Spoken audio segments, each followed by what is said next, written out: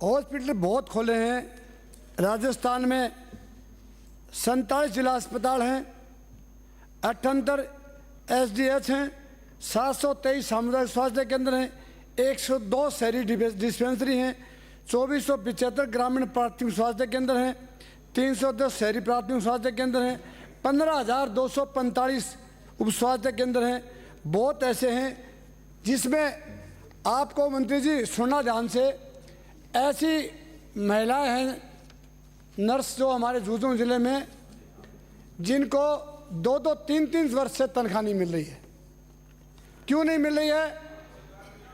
स्थगन लेकर के बैठ गई और कोई व्यवस्था नाम की चीज़ नहीं है। या तो उनको ड्यूटी दी जाए या उनको तनख्वाह तो देनी चाहिए आपको। अगर सरकार का ही स्टे देने वाली एजेंसी है और सरकार इसको चला रही है तो इसमें महिलाओं की क्या गलती है? वो तो जिसका कोई भी सरकारी नौकरी करती है उनको अगर नाजायज़ उनका ट्रांसफ़र करेंगे तो स्टे लेंगे, लेकिन उसका कोई देखभाल नहीं है। वो महिला 3-3, 4-4 साल से तनख्वाह के लिए तरस रही हैं। नंबर 1 तो आप ये ध्यान रखें, आप बहुत ही बड़े साहसी और हिम्मत वाले और बहुत जिसको कहना चाहिए दानी आदमी हो। आपको कोई गाड़ियों की भरोसे मंत्री नहीं बने हो। गाड़ियाँ तो आपके पास अपने बुजुर्गों के पास भी थी। मैं इसलिए कहना था कर्म ऐसे कर पहचान बन जाए, कदम ऐसे रखो निशान बन जाए। यूँ तो सभी लोग ज़िंदगी जीते हैं, ज़िंदगी ऐसी जियो मिसाल बन जाए। आपको एक ऐसा मिसाल पैदा करना है कि राजस्थान का मुख्यमंत्री आप बने। बिजली का डिपार्टमेंट भी आपके पास था जब हम एमएलए हुआ करते थे। बिजली में आपने अमूलचूक परिवर्तन किया, तो इसमें भी आपको अमूलचूक परिवर्तन करना पड़ेगा। दबाव आपके ऊपर बहुत ज़्यादा आएगा क्योंकि जो भी आपकी पार्टी के लोग आपसे गलत काम कराना चाहेंगे, पर साहस और हिम्मत के साथ जिस प्रकार आपके बुजुर्गों ने राज किया है उसी प्रकार राज को निभाना है। आप देखिए, कहते हैं सुबह से अभी शिखा जी कह रहे थे इतने लोग बीमार हैं। बीमार होने का कारण क्या है? कोई व्यक्ति व्यवधान करता है। सुबह एक बात चल रही थी, व्यवधान पैदा कहाँ से हुआ? जूली जी ने कहा कि व्यवधान उधर से पैदा हुआ। तो मैं ये कह रहा हूँ कि रोग पैदा होता क्यों है, इसका मूल जड़ आपको ये ढूंढना पड़ेगा। जैसे हमारे कोटाचाना और सिद्धि से कह रहे थे इतनी किडनी ट्रांसफ़र हो रही हैं, इतने बीमार होने का कारण आप और हम हैं। आप देखिए राजस्थान के अलवर में आज से 15 वर्ष वाले सिंथेटिक दूध पकड़ा था, खाद से बनाया हुआ, और 15 साल में कोई सुधार नहीं हुआ, उससे ज़्यादा बिगाड़ हुआ है। आप देखिए दूध में मिलावट, खाद्य पदार्थों में मिलावट, और जेनेटिक दवाइयों के बजाय जो दिल्ली से तौल के दवाई आती है वो मार्केट में दवाई बेचते हैं, और सब्जियों में मिलावट। इस प्रकार की जो मिलावट की चीज़ें मानव खाता है स्वतः ही बीमार हो जाता है। आपको मालूम है, एक मिनट मैं नहीं बोला, no no no no no no interference, sit down, no order order. सक्षम हूँ मैं अपने आप सक्षम हूँ। जब आप जर्मियत में काम करने लग गया था, मैं कहना चाह रहा था कि दवाइयों मिलावट है, जेनेटिक दवाएं बेचते नहीं, दिल्ली से तुल के दवाई थी। मैं वही बात करूंगा जो ऑथेंटिक है। आपको मालूम है खाद्य पदार्थों मिलावट है, और आपका इंस्पेक्टर, एक एक जिले में 3-3 इंस्पेक्टर होते हैं, वो बाजार में जाते हैं और ईमानदार से दावे के साथ कहते हो सदन में खड़ा होके वो क्या कहते हैं सेठ को, सेठ जी वो सैंपल दे दो जिसमें मिलावट नहीं है। मेरे को भरना तो पड़ेगा क्योंकि मेरे को ड्यूटी तो पूरी करनी पड़ेगी, पर मैंने वाले दिन पैसा भी लूँगा। ये मैं वो बात कह रहा हूँ जो ईमानदार से कह रहा हूँ। ये देखिए आपका इंस्पेक्टर बेईमान है और वो जाके खाद्य पदार्थ में मिलावट करने वाले को ये सलाह देता है कि पैसा तो लूँगा पर तू वो खाद्य पदार्थ दे दे जिसमें मिलावट नहीं है। आपको इसमें सुधार करना पड़ेगा। आज तक मेरी 44 साल की राजनीतिक में मैंने कभी नहीं सुना कि खाद्य पदार्थ में मिलावट करने वाले को सजा हुई है। मैं कहता हूं, आपने जूली जी हमारे विश्व के नेताजी कह रहे थे कि हमने पेपर लीक के ऊपर कानून बनाया कि उसकी 20 साल की सजा और 1 करोड़ रुपया जुर्माना, 10 करोड़ की सजा। आप देखिए जब आप पेपर लीक का जब सिलसिला आया, माननीय सभापति जी, हर आदमी के बहुत बड़ी दुखद है, वो भी जीवन की खिलवाड़ी तो है। ये जीवन की खिलवाड़ है, जीवन की मृत्यु है, उसके ऊपर आपने कुछ नहीं सोचा।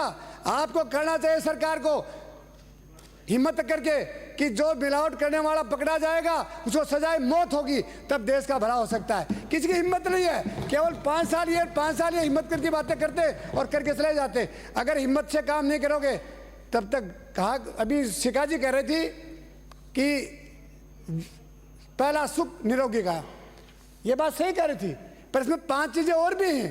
पहली सुख निरोगी काया, दूसरा हो सत्वंती नार, तीसरा हो पुत्र प्यारा, चौथी हो घर में माया, पांचवा हो राज में पासा, छठा हो सुखम पड़ोसी, और 8वां हो घर के पास नीर पानी। पानी आपका खत्म हो गया, सुखम पड़ोसी वैसे खत्म हो गए। औरतें जो हैं उनकी सबको आप जानते हो कोई कैसा चल रहा आजकल देश के अंदर, सुबह शादी की शाम को डाइवर्सन हो गया। ये सारा सिस्टम खत्म होता जा रहा है और कोई भी सदन में आके बात नहीं सोचता कि सिस्टम खत्म क्यों होता जा रहा है। खत्म इसलिए होता जा रहा है कि कोई भी आदमी पद पर आता है, चाहे मंत्री बने, चाहे एमएलए बने, चाहे सरपंच बने, चाहे प्रधान बने, चाहे आईएएस आरएएस बने, सारे के सारे लोगों की एक भावना हो जाती है कि मैं गांव का सबसे बड़ा व्यक्ति कैसे बन सकता हूं। और वो बड़ा आदमी मानवता से बन सकता है, वो आदमी कर्म करके बन सकता है, वो अच्छे कर्मों से बन सकता है, लेकिन वो कभी चोरी करके बड़ा नहीं बन सकता। आज डॉक्टर बनता है, डॉक्टर के पास 1000 की फीस है और डॉक्टर ने अलग अलग बना रखी है, इतने मरीजों से मेरा घर चलाऊंगा, इतने मरीजों से मेरी गाड़ी चलेगी, इतने मरीजों से मेरा बेटा पढ़ेगा, इतने मरीजों से मेरी अलग से कोठी बनेगी। इस तरह देश का भला नहीं हो सकता। इसका भला तब हो सकता है डॉक्टर पे अंकुश लगे, हॉस्पिटल में बैठता है, आने वाले मरीजों को क्या कहता है, शाम को मेरा मकान नंबर 234 और कौन सी गली है वो सहसम के पीछे, उस गली में आ जाना। तू क्यों नहीं देख रहा यार, तेरे को पैसा नहीं मिलता क्या, और तेरी जब इच्छा ही नहीं है तो नौकरी छोड़ देना। बहुत सारे लोग खाली घूम रहे। आप देखिए, जो लोग काम नहीं करते हैं उनको भी कोई कुछ नहीं कहता है।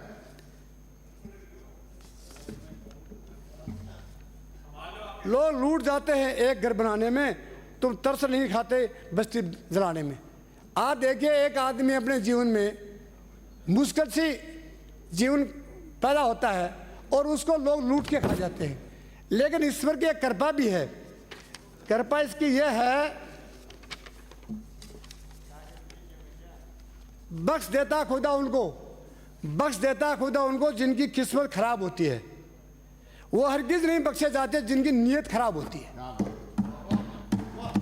जिनकी नीयत खराब होती है वो कभी नहीं बख्शे जाते। मैं आज भी कहता हूं, चाहे राजनीतिक हो और चाहे कोई बड़े से बड़ा अफसर बने, अगर हिंदुस्तान की जनता के साथ भ्रष्टाचारी करता है, धोखाधड़ी करता है, कर्तव्य के प्रति पालना नहीं करता है और कर्तव्य के प्रति जागरूक नहीं होता है, वो देश का सबसे बड़ा देशद्रोही होता है।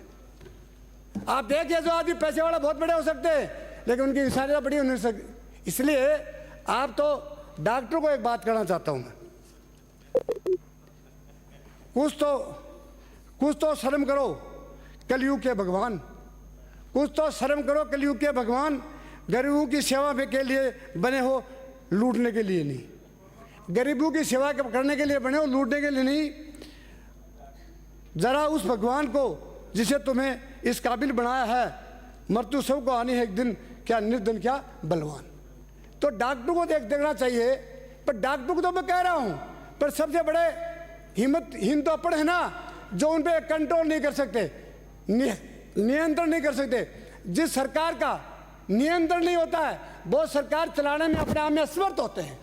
सरकार वही चलाना चाहिए जिसमें नियंत्रण करने की शक्ति होती है और काम करने का मादा होता है। जिसमें मादा नहीं होता है वो चाहे बड़ा से बड़ा मंत्री बने, चाहे संतरी बने, चाहे अफसर बने।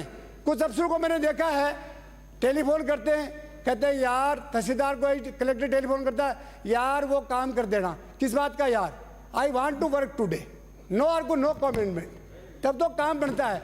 तहसीलदार को यार कह के कलेक्टर टेलीफोन करता है, मंत्री अपने डॉक्टर को टेलीफोन करता है, डॉक्टर साहब जरा देख लेना। क्या देख लेना?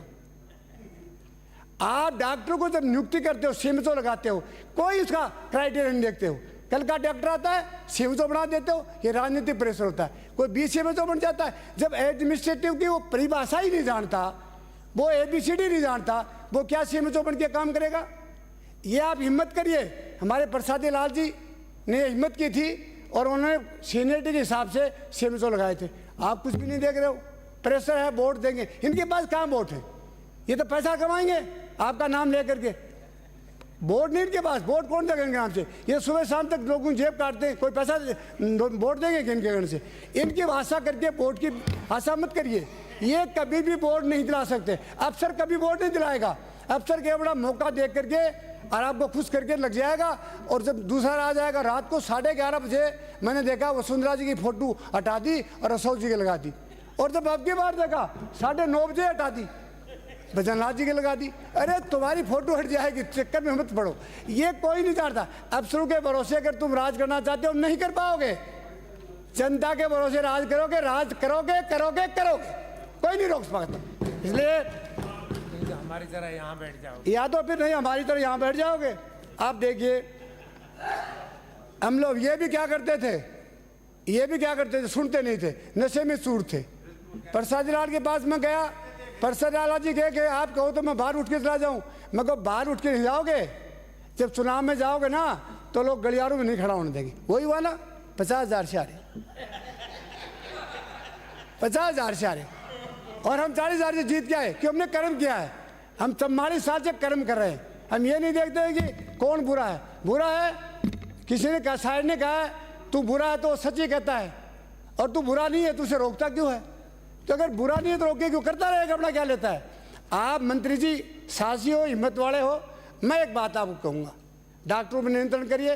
हॉस्पिटलों में जाके देखिए आप, हॉस्पिटलों में बाहर, हॉस्पिटल के बाहर डस्टबिन तो है ही नहीं, खून की भरी पट्टियाँ और गंदी चीज़ें पड़ी हुई मिलेंगी।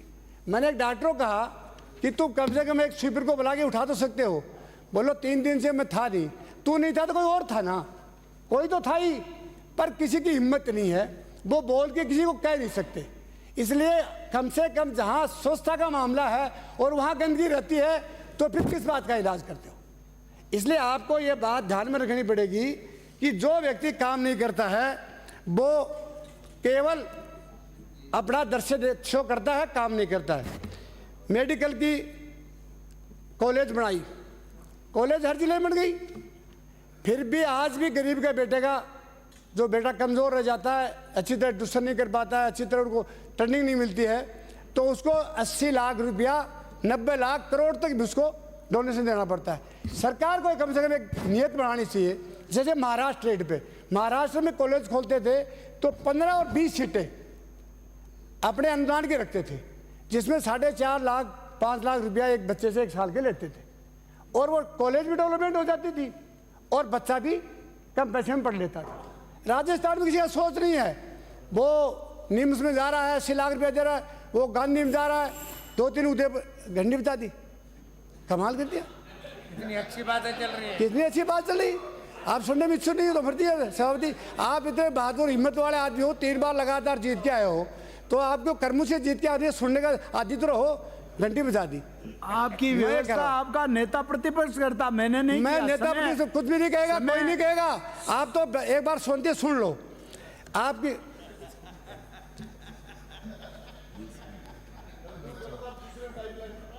आप देखिए जो कॉलेजों में आप इस तरह की सीट कर देंगे तो अपने गरीब का बेटा चला भी जाएगा, कॉलेज में एडमिशन ले लेगा और आपकी कॉलेज डेवलपमेंट भी हो जाएगी। लेकिन आपके सरकार के पास पैसा नहीं है, आप ये कहोगे ये नहीं है वो नहीं है, फैकल्टी नहीं खोल सकते। अगर ये काम करोगे तो आपको सबसे बड़ा होगा। अब एक थोड़ी देर पहले कह रहे थे मैंने कोरोना में वैक्सीन लगाई, वो वैक्सीन तो हार्ट अटैक करवा रही ना, उसके पैसे ले लिए। ये पैसे से दापते ही नहीं, क्या चक्कर है। और हर आदमी सुनते हार्ट अटैक, क्या कहते शांत हार्ट अटैक हो गया। इन्होंने शांत से पैसा लिया, शांति का इंजेक्शन लगाया और शांति से ही हार्ट अटैक हो जाता है। तीनों काम शांति से किया। झुंझुनू जिले में जब बजट आया तो माननीय मंत्री जी एक भी नाम नहीं लिया। झुंझुनू जिले का बहादुर का जिला है, सेठू का जिला है, एजुकेशन का जिला है, और उसमें एक भी नाम नहीं लिया कल भी मैं जाके आया हूँ, 2 शहीद झुंझुनू जिले के हुए हैं और 78 दिन में 11 घटनाएं हो गई। सरकार का कोई ध्यान नहीं है। अभी कह रहे थे बिरला जी ने सिलेंडर भेजा, हमारी सरकार ने सिलेंडर दूसरे स्टेटों को भी दिया है और इतनी गैस के खोले थे, उपकरण लगाए थे कि आज वो बंद पड़े हैं। आप ये मत कहो किया खूब। आप ये थोड़ी देर पहले कह रहे थे अशोक जी ने 25 लाख रुपया जीवन बीमा करवाई, वो करवाई, ये भी गलत था। आवश्यकता से अधिक वस्तु देना भी जीवन का पाप है। मैं आपको बता रहा हूं, मैं एक हॉस्पिटल में गया था, डॉक्टर ने मुझे सौंपते जी क्या कहा, कल एक आदमी आया था राजगढ़ से, उसने कहा 1 लाख का बिल बना दो, 50 आपके 50 मेरे। जिस देश में भ्रष्टाचार, जिस देश में पाप फैलने लग जाता है, वो देश कहाँ से जिएगा। एक व्यक्ति बीमार नहीं है फिर भी कह रहा है जरूरत है पैसे की। डॉक्टर साहब मेरे को टेलीफोन किया, राजगढ़ का हॉस्पिटल था, मैं क्या बोलो डॉक्टर साहब क्या कह रहे हो, वो अंकल जी कहता है अंकल जी ऐसे। मैं कहा वो कहीं मर्डर कराएगा, राजगढ़ में मर्डर डेली होते हैं, तेरा नाम लगेगा कि तेरे को एडमिट दिखाना पड़ेगा। बोले ये भी होता है कि मैं यही होगा। तो जिस देश में ये मांगे होने, कहा कौन इलाज कराएगा, कौन इलाज करेगा, कौन सरकार चलाएगा, कैसे सरकार चलेगी। बदल दो आप इस प्रक्रिया को। ये सारा का सिस्टम है ना, ये नियुक्तियों पर आधारित करता है। नियुक्तियों के अंदर कितनी डेली वेजेस के आदमियों को नौकरी पर नहीं दिया, कितनी सीटें खाली पड़ी हैं। और डॉक्टरों की बात तो ये, डॉक्टर आधा लोग तो ये सोचते रहे कि कब दिन छिपे, कब मैं घर जाऊं, कितने पेशेंट मेरे 500 पेशेंट एक डॉक्टर के घर में बैठे रहते हैं। इससे बड़ी शर्म की बात क्या होगी देश के अंदर। डॉक्टर अपने घर पे बुला के इलाज करता है, हॉस्पिटल खाली पड़े हैं। इसलिए मैं लास्ट में आपको एक बात कहूंगा, दिल को जला के ही हमने जमाने को रोशनी दी है। दिल को जला के हमने जमाने को रोशनी दी है, जुगनू पर हमने उजाला नहीं किया है। हमने जो किया है वो प्रैक्टिकल किया है, बातों से नहीं किया है और आज भी बातों से नहीं करेंगे। जब तक प्राण रहेंगे तब तक यही करते रहेंगे। मैं पत्थर पे लिखी इमारत हूँ, शीशे से कब तक तोड़ोगे, मिटने वाला मैं नाम नहीं, तुम मुझको कब तक रोकोगे। लोग टूट जाते हैं एक घर पर, माजी तेरी कश्ती को तलबगार बहुत हैं, इस पार कुछ उस पार, मगर उस पार बहुत है जिस पार। शहर में तुमने खोली है शीशे की दुकान, उस शहर में पत्थर की खरीदार बहुत है। इसलिए मैं दर्द की हद तक चला गया हूँ।